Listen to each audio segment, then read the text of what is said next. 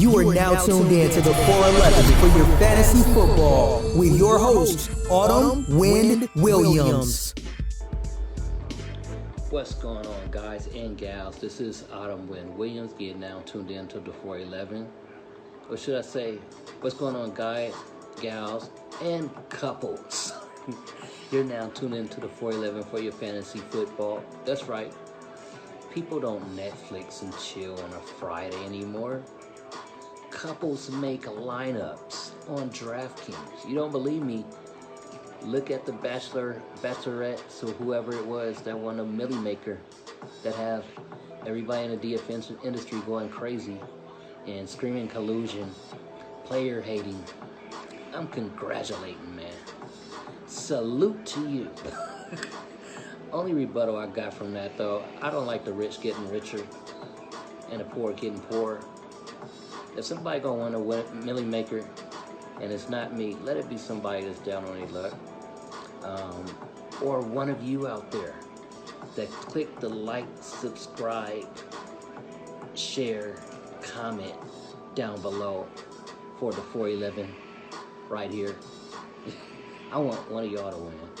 But I'm going to try to help y'all to win and help myself win. I'm going to give you a quarterback, running back, wide receiver, tight end, and defense that I'm putting in my main lineup for this NFL Divisional round weekend. So let's get this started right now, because I ain't got time. I got to make my lineups, man. We got game day tomorrow. At quarterback, I got Patrick Mahomes from the Kansas City Chiefs going against the Houston Texans. Reason why I'm picking Mahomes, Texans is the fourth worst defense versus the quarterback. Chiefs expected to win by 10 in Arrowhead, and this weekend's highest implied total. And if you look at the last time Pat Mahomes faced the Texans, he threw for 3 touchdowns. Didn't get that much yardage, but he did get 3 touchdowns and scored over 20 fantasy points. I think he can match those 3 touchdowns and get over 300 yards for that bonus right there. DK people, you know what I'm talking about. That 300 bonus, that's important, right? So I think he can go out there and do a great job, man, and advance to the next level for next week. All right, moving on to running back. I was iffy about actually locking him in my lineups when they first opened the slate for us to make selection. He was the first running back I picked, but he was on Q-Tech like all week, man. I'm like, I don't want to have to move around my players. I want to stick with this main lineup that I had a gut feeling about since the slate opened. And he was limited in practice with a calf injury still on Thursday. But I'm looking at it, he had that bye week. He didn't play in week 17. I'm talking about Mark Ingram from the Baltimore Ravens versus the Tennessee Titans. Like I said, he was limited with a calf, so a lot of people, they off of him. They want to go Gus Edwards or one of them high-priced running backs or something instead of Ingram. So I'm looking at it can be a contrarian move right here. And another reason why people are backing off of him because it's quarterback Lamar Jackson. He rushes the ball a lot, but they forgetting Lamar Jackson likes to get Mark Ingram the ball a lot. They got a real close friendship, you know, on and off the field, man. But on the field, Mark Ingram caught 5 receiving touchdowns. So he targets Mark Ingram in the red zone. So he can get some he can go out there and get 2 touchdowns, to be honest with you. 1 rushing, 1 receiving.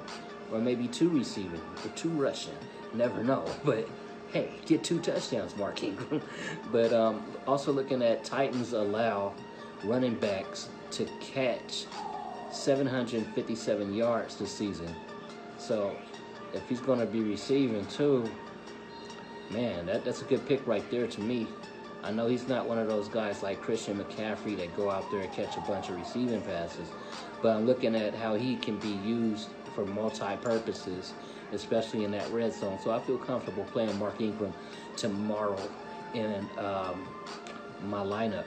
Moving on to wide receiver, I have Tyreek Hill stacking him up with Patrick Mahomes going against the Houston Texans. Tyreek Hill, last time they played the Texans, He caught only 5 of 10 targets, but those two of those 5 catches, they were touchdowns.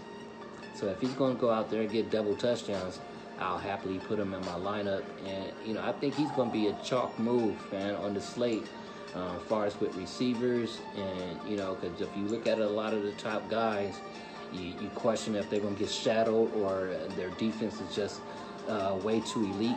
And I don't think Texans can really stop, the receiving corps that Kansas City Chiefs got. Man, we never know. Sammy Watkins might go out there and have a day. We didn't expect it the week 1, right? But Sammy Watkins went out there and showed his ass. But since then, he ain't did nothing.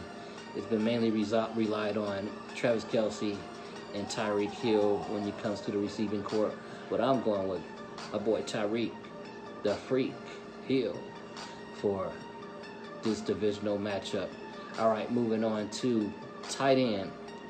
I know a lot of people going to laugh at me about this because he haven't had that great of a year.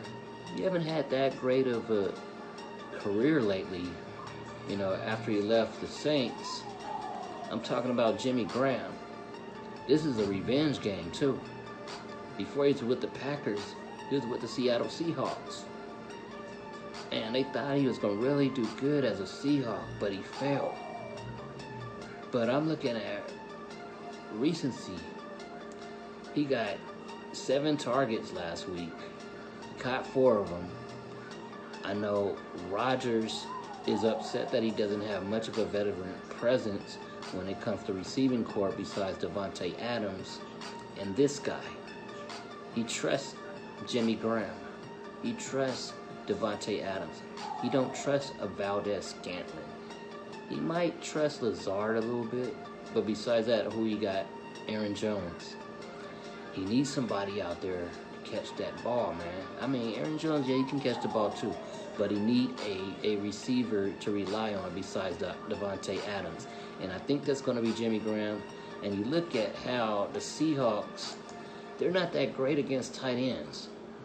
Let me check right now. Where are they ranked when it comes to tight ends? I know before, I think they were like 2nd or 3rd worst or something. Yeah, they were 3rd worst against the tight end. You got Arizona Cardinals, then you got the Browns, and then you got the Seahawks. That's the 3rd worst against the tight ends. So, yeah, I'm going to definitely be playing the OG Jimmy Graham tomorrow from the Green Bay Packers because Seahawks, they're not that great against tight ends. I'm warning y'all. Don't laugh at me. I'll get the last laugh if I do this takedown on this tournament. All right, moving on to defense. I'm going with the Baltimore Ravens. I'm stacking them with Mark Ingram. The reason why? They're the 3rd best rushing defense, and we know who Tennessee Titans is going to rely on to move the ball down the field, and that's Henry. That's what they're going to focus on. They're going to focus heavy on running with Derrick Henry. We saw what he can do against the Patriots, which I loved. That man went out there and balled out. He got 30.4 fantasy points, 182 yards rushing, and he got 34 attempts at rushing too. So, that's what they're focusing on. If you look at Tannehill, he doesn't throw the ball that often. So they are going to be Henry heavy, running the ball. But like I said, the Ravens is 3rd best at rush. But, they're 24th at stopping the pass. But if Tannehill's not going to be throwing the ball that much, it's not much of a worry. But I think their secondary has been improving lately this year, at the end of the year, second half. But, yeah, I'm confident with these guys, man. Let's go back from the top to the bottom. At quarterback, I got Patrick Mahomes of the Kansas City Chiefs. At running back, I got Mark Ingram of the Baltimore Ravens. At at some kind of position. At wide receiver, I got Tyreek Hill, pairing him up with my quarterback, Pat Mahomes of the Kansas City Chiefs. At tight end, the one y'all gonna laugh at me about, from the Green Bay Packers, I got Jimmy Graham as my tight end. And last but not least, I got my defense, the Baltimore Ravens. Man, I like this team this year, man. The Baltimore Ravens, they just going out there having fun. Defense, offense, they just look like a team that got it together. You know, they dancing on the sidelines, but not in an arrogant way. They just, you can't hate them. I mean, they're one of them teams where even if your favorite team is facing them, how they got good sportsmanship, they go out there and they ball out and they do their thing the right way. They not cheating or anything like that. You can't hate them, man. You can't do nothing but congratulate all that they're accomplishing this year. Great quarterback, offense, defense. I wouldn't be mad if they won the Super Bowl. I don't think they're going to win a Super Bowl, but I wouldn't be mad if they won it, because they are Super Bowl caliber. They are what you look for in that type of team to earn a Super Bowl ring. But yeah, that's what I got for you guys in the divisional round. Like, subscribe, share, comment below. This is the 411 for your fantasy football. I hope you guys built those lineups real strong and just win, baby. Peace. I'm out. Thank you for listening to this episode of the 411 Podcast. Now get ready to make that money. And don't forget to follow us on Twitter at the 411 DFS.